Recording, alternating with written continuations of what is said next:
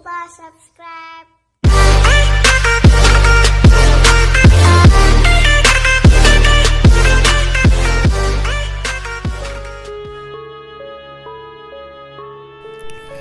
Napak tilas Ki Bangkuning atau Mbah Karima, mertua Sunan Ampel.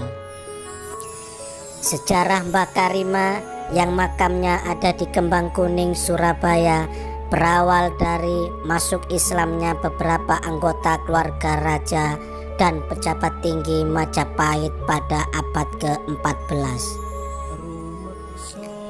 Hal ini terbukti dengan ditemukannya situs nisan Islam Troloyo yang menunjukkan keberadaan komunitas muslim pada masa kejayaan Majapahit. Keberadaan komunitas muslim juga dikuatkan dengan keberadaan Masjid Agung di selatan lapangan Bubat. Pengaruh Islam ke dalam istana Majapahit semakin kuat dengan menikahnya Raja Majapahit Brawijaya III dengan seorang putri penguasa Surabaya Aryo Lembusuro yang beragama Islam. Setelah itu Brawijaya V juga menikah dengan seorang muslimah asal Campa, Kamboja bernama Dworowati yang datang ke Majapahit membawa pusaka berupa pedati bernama Kiai Jebat Petri dan gong pusaka bernama Mahesa Lawung. Meski agama Islam telah dianut oleh anggota istana dan sebagian kecil masyarakat hingga terbentuk komunitas muslim di Tuban, Gresik, dan Surabaya pada abad ke-14, namun gerakan dakwah besar-besaran belum nampak hingga datang Raden Rahmat bersama kakak kandungnya yang bernama Ali Murtadho dan sepupunya Abu Hurairah. Kedatangan Raden Rahmat bersamaan dengan laju migrasi warga Campa ke Semenanjung Malaya dan pantai utara Jawa. Bersamaan dengan itulah Raden Rahmat berkunjung ke bibinya Putri Dworowati sang permaisuri Raja Brawijaya V di Majapahit.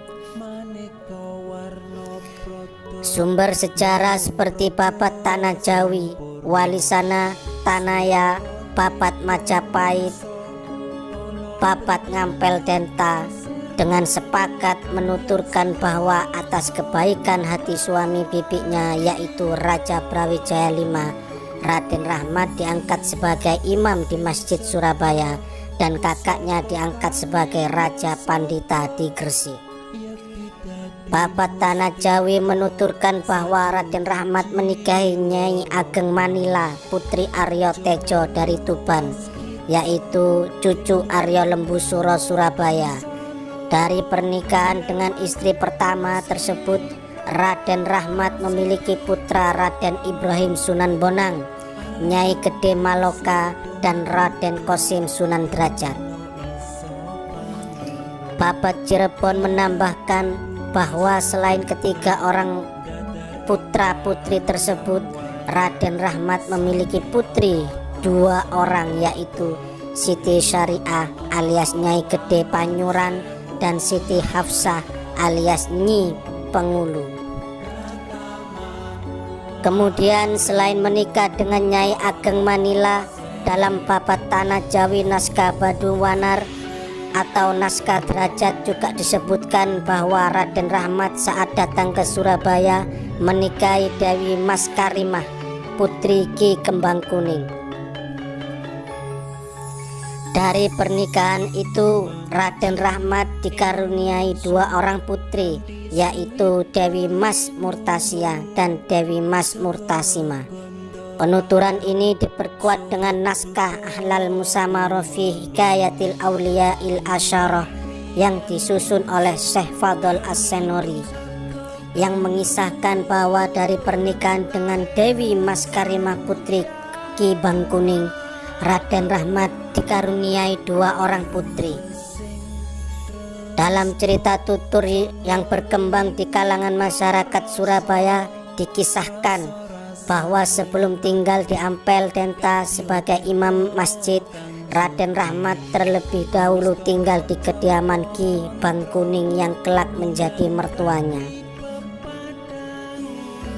Mampirnya Raden Rahmat ke Ki Bangkuning dijelaskan dalam Sarasehan Napak Tilas Mbah Karima bahwa hal itu bisa diterima lantaran sarana transportasi zaman dahulu adalah lewat laut dan sungai.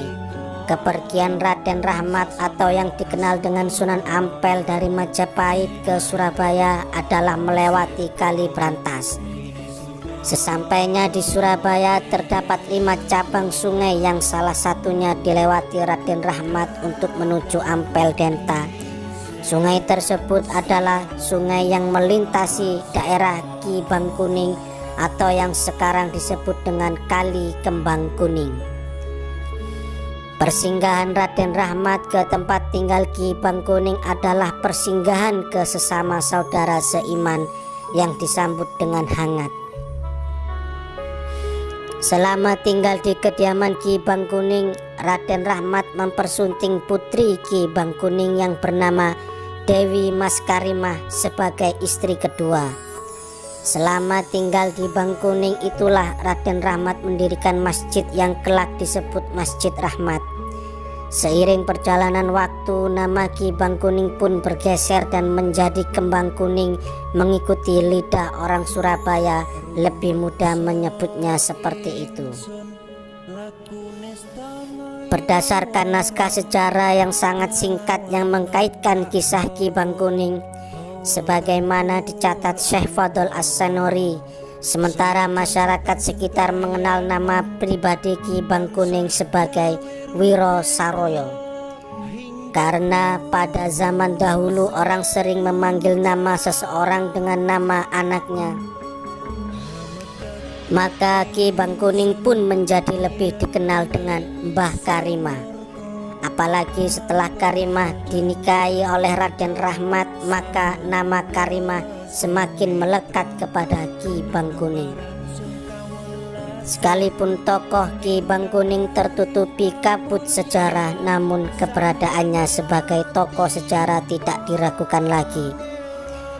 Pernikahan putrinya yaitu Dewi Maskarimah dengan Raden Rahmat telah melahirkan keturunan yang kelak menjadi tokoh-tokoh besar yang berperan dalam dakwah Islam dan kekuasaan Islam pasca runtuhnya Majapahit.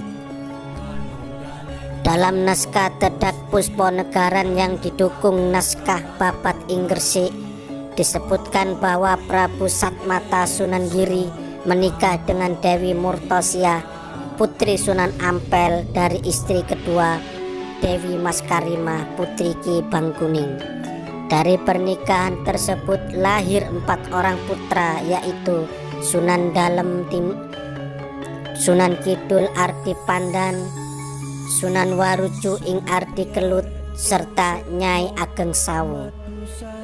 Selain Murtosia, putri Sunan Ampel yang lain dari istri kedua Dewi Maskarimah adalah Dewi Murtosima yang diperisti Raden Patah, Adipati Demak.